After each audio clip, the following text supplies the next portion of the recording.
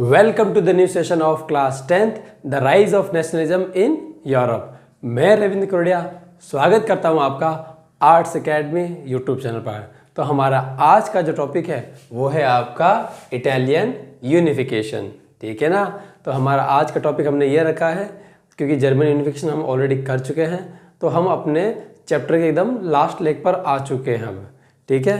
तो Italians were scattered मतलब फैला हुआ। बोला Italians were scattered over several dynastic states. बोला इटली जो जगह है वहाँ पर बहुत सारे अलग अलग राजवंश के शासक लोग शासन करते हैं, राज करते हैं। As well as a multinational Habsburg empire. बोला इटली के ऊपर है ना अलग अलग राजवंश के लोग राज करते हैं और इसके साथ साथ में क्या बोला मल्टी नेशनल हैब्सबर्ग एम्पायर। बोला ये जो आपका हैब्सबर्ग एम्पायर जो है जो आपका एक से ज़्यादा देशों में जो शासन करता है, राज करता है, वो भी कहाँ पर राज कर रहा है, वो आपके इटली में कर रहा है। बोला कि मल्टी नेशनल, बोला एक से ज़्यादा देशों में किसका राज है, हैब्सबर्ग एम्पायर का। तो हैब्सबर्ग एम्पायर यहाँ पर भी राज करता है।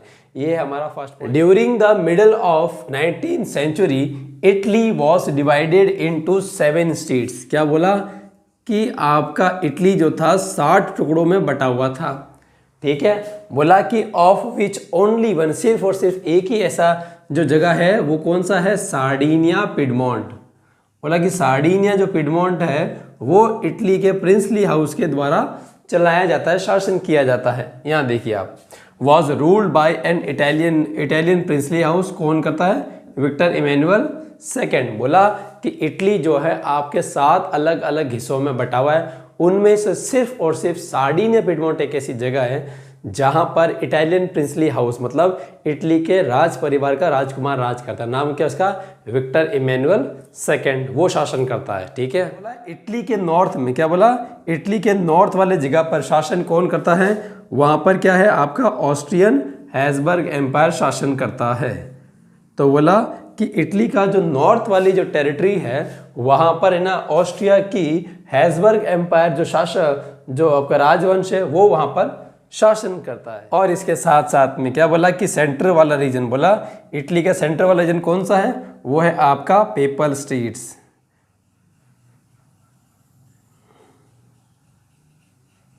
बोला कि सेंटर वाला रीजन मतलब PayPal states was ruled by pope.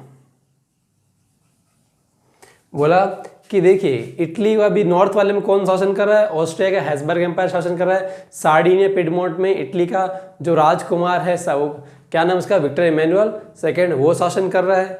तीसरा पॉइंट, बोला इटली के एकदम बीच वाला जो जगह है सेंट्रल स्टेट वो कौन सा है, पेपल स्टेट्स है। और पेपल स्टेट पर राज कौन कर रहा है, आपका पोप शासन कर रहा है। और बोला कि फिर आपका सदर्न जो रीजन है मतलब दक्षिण वाला जो हिस्सा है, दक्षिण वाले हिस्से को हम क्या बोलते हैं, किंगडम ऑफ 2 सिसिलीज। बोला या फिर कहीं आप मैप देखोगे ना तो वहां पर क्या लिखा होगा, किंगडम ऑफ बोथ सिसिलीज। तो 2 सिसिलीज और बोथ सिसिलीज एक ही है। तो बोला कि ना इटली के साउथ में यहाँ पर आपको क्या देखने को मिलेगा कि किंगडम ऑफ बोथ सिसिलीज या 2 सिसिलीज वाला क्षेत्र है और वहां पर शासन करता है स्पेन की डायनेस्टी का राजा। कौन से राजवंश से स्पेन की यहाँ पर जो शासन करती है वो है आपकी बर्बन डायनेस्टी। ठीक है ना। तो बोला कि जो किंगडम ऑफ 2 सिसिलीज है वहां पर शासन करते हैं स्पेन का राज परिवार है। कौन सा राज परिवार है, बर्बन डायनेस्टी। फ्रांस वाला नहीं, स्पेन वाला डिफरेंट है। ठीक है। King Victor Emmanuel second of the Sardinia Piedmont.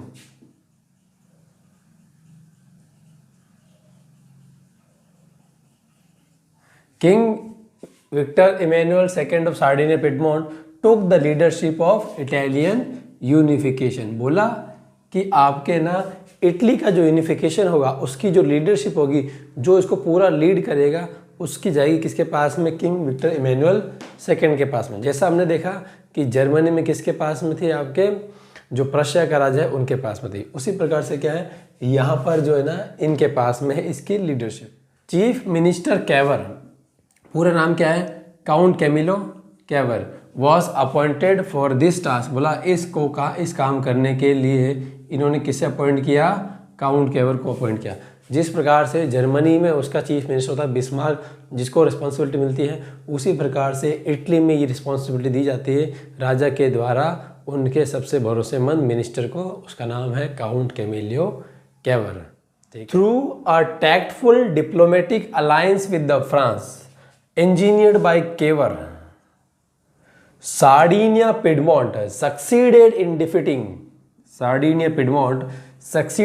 defeating the Austrian forces in 1859। मतलब ये इस बात की ओर इशारा करती है क्या कि काउंट कैमिलियो केवर कितने स्किलफुल, कितने टैलेंटेड और कितने वेल डिजर्विंग कैंडिडेट है इस पर्टिकुलर टास्क के लिए। मतलब ऑस्ट्रिया और फ्रांस का तो जन्मों जन्मों का नाता है। क्या होता है कि जब कभी भी ना शादियाँ होती है रॉयल फैमिलीज़ की, तो ऑस्ट्रिया और फ्रांस के बीच में ना मैट्रिमोनियल अलायंस बहुत लंबे समय से है, लेकिन बावजूद उसके काउंट केवर क्या करता है कि फ्रांस के साथ में फ्रेंडशिप करता है, उनके साथ में डिप्लोमेटिक रिलेशंस क्रिएट करता है और उनको इस बात के लिए कन्विंस कर लेता है कि इन फ्यूचर अगर हमारा और ऑस्ट्रिया का कभी भी वो झगड़ा होता है तो कृपया करके आप इंटरफेयर नहीं कीजिए। और होता भी है। मतलब जहाँ पर हम देखेंगे कि दो राज परिवारों की शादियाँ हो रही जिन देशों के अंदर, उनमें से एक देश के साथ में ना इटली वॉर लड़ रहा है लेकिन फ्रांस बीच में बिल्कुल भी नहीं है। ये इस बात की ओर दिखाती है कि उनका डिप्लोमेटिक अपर हैंड कितना स्ट्रांग हो चुका था इस समय तक। इसलिए हम कहते हैं ना एकदम परफेक्ट कैंडिडेट को उन्होंने चुना है इस इटालियन यूनिफिकेशन के लिए। Giuseppe Garibaldi in 1860 marched into the Kingdom of Two Sicilies. बोला गुसेप मेजिनी के पास में अपनी एक सेना होती है, जो वॉलंटियर्स होते हैं, उन सेना के साथ में क्या करता है कि वो साउथ में, मतलब आप देखोगे ना इटली वाला में 7 किंगडम्स है, मतलब 7 अलग अलग राज्यों में बटा। और सबसे जो नीचे वाला जो है ना, जिसको में लिखा गया kingdom of both Sicilies, 2 Sicilies या बोथ सिसिलीज, बोला कि जो 2 सिसिलीज वाला है ना वहां पर जाकर के हमला करता है किंगडम ऑफ 2 सिसिलीज पर और and drive out the Spanish ruler. और स्पेनिश रूलर कौन है, नाम बताओ बेटा, क्या नाम है उसका? हाँ वही है, बोला कि बर्बन डायनेस्टी वाला है ना। ये फ्रांस वाली नहीं है लेकिन ये स्पेन वाली बर्बन डायनेस्टी। तो बोला कि स्पेन की बर्बन डायनेस्टी के जो राजा महाराजा थे वो आपके इटली के साउथ वाला रीजन, जो आपका किंगडम ऑफ टू सिसिलीज है, वहां पर शासन करते थे। In 1861 Victor Emmanuel second king of united Italy. बोला कि इस समय पर 1861 में क्या हुआ कि विक्टर इमैनुअल को राजा घोषित कर दिया। कहाँ का राजा घोषित कर दिया? Unified Italy. बोला कि अब से जो अखंड इटली जो है उसका जो राजा है हम उसे घोषित करते हैं किसको? Victor Emmanuel second of Sardinia Piedmont. इसके बाद भी कुछ प्रोसेस अभी भी बाकी है। जैसे ना 1867 में गैरीबाल्डी अपनी सेना को लेकर के जाएगा। और हाँ, कई बार ये सवाल भी आता है, क्या fill in the blanks MCQ में कहीं पर भी आ जाता है 1 नंबर के लिए, रेड शर्ट्स किसको बोलते हैं? तो गैरीबाल्डी की सेना को बोले जाता है रेड शर्ट्स। तो बोला कि गैरीबाल्डी अपनी रेड शर्ट्स की आर्मी को लेकर के कहाँ जाता है? पेपल स्टेट्स में जाता है। और पेपल स्टेट कौन सा है?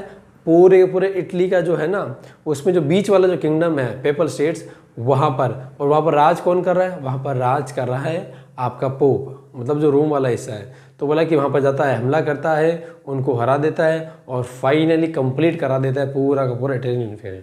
हाँ, कई बार ये सवाल भी आता है। कौन सा सवाल आता है कि सबसे आखिर में इटालियन यूनिफिकेशन में ज्वाइन होने वाले स्टेट का नाम बताओ या उस किंगडम का नाम बताओ। उसका नाम है पेपल स्टेट।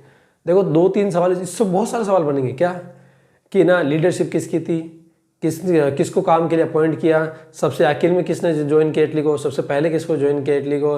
बोला कि ना इटली में ना जो राज परिवार वाले लोग कहाँ पर राज करते थे, तो सार्डिनिया पिडमोंट वाला है। तो इसके सवाल बनने की बहुत सारी पॉसिबिलिटी। इसके अलावा कि ना गुसेप रेड शर्ट आर्मी किसको कहते हैं, तो बोला कि गुसेप गैरीबाल्डी की सेना को रेड शर्ट्स बोलते हैं। तो ये एक ऐसा टॉपिक है जहाँ से आप 5, 6, 7 तरीके के सवाल बना सकते हो। और उन सवाल बनाने के मतलब आप ये मत सोचो कि ना हमें सिर्फ ना ये तो बड़ा ही सवाल है सर। हमारे तो ने क्या हुआ कि ब्लूप्रिंट आया और ब्लूप्रिंट में क्या बोला कि MCQ आएगा, 1 नंबर का सवाल आएगा। तो सर भाई इटालियन यूनिफिकेशन क्यों पढ़ूँ, ये तो बड़ा सवाल है, ये तो 3 नंबर का है। और आप ब्लूप्रिंट भूल जाओ, आप भूल जाओ कि ना शिक्षा विभाग क्या जारी कर रहा है। आप बस इतना याद रखो कि हमें जो पढ़ाया गया हमें वो पूरा पढ़ना है ना। कहीं से भी सवाल तो आ सकते हैं ना, जरूरी थोड़ी है कि नहीं जो बताया वैसे ही आएगा। नहीं, इसमें तो बड़ा सवाल, तो इसमें तो बड़ा सवाल आएगा, छोटा भी तो आ सकता है ना। छोटे बन गए ना। देखो लीडरशिप किसने ली? विक्टर इमैनुअल सेकंड ने। कहाँ का राजा था? सार्डिनिया पिडमोंट का राजा था। और इसमें 3 सवाल बन गए। तीसरा सवाल क्या बना कि इटालियन प्रिंसली हाउस जो है वो कौन से स्टेट को रूल कर रहे थे? सार्डिनिया पिडमोंट को कर रहे थे। रिस्पॉन्सिबिलिटी केवर के पास में थी, ठीक है ना। इसने ना किसके साथ में डिप्लोमेटिक अलायंस, हाँ फिल इन द ब्लैंक्स में जाए क्या? Through a tactful diplomatic alliance with dash. Engineered by Cavour, Sardinia Piedmont succeeded in defeating Austrian forces. बताओ अब क्या करोगे? नहीं, आप कुछ कर सकते हो क्या? ये दे दिया, यहाँ पर फिल द ब्लैंक्स बना के दे दिया, लो है यही, हमें सीखना पड़ेगा। पनीर वही है, आप मसाला पनीर बनाओ, पनीर टिक्का बनाओ, शाही पनीर बनाओ, कढ़ाई पनीर बनाओ, ये आपकी ग्रेवी है, ठीक है। अब आप पे डिपेंड करता, आप है शेफ, आप क्या हो? शेफ हो।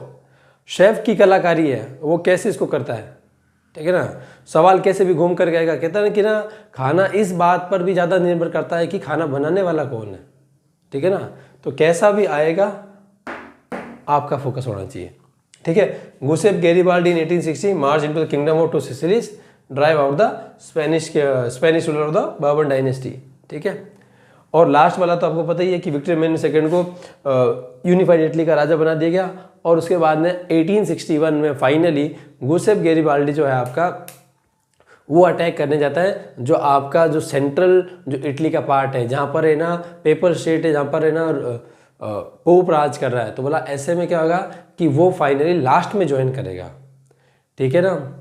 तो क्लास के साथ में जुड़िए रहिए, आगे हमारी क्लास इसी तरीके से चलती रहेगी, आती रहेगी, और आपको जो भी ठीक लगे उस हिसाब से अपनी प्रतिक्रिया दीजिए।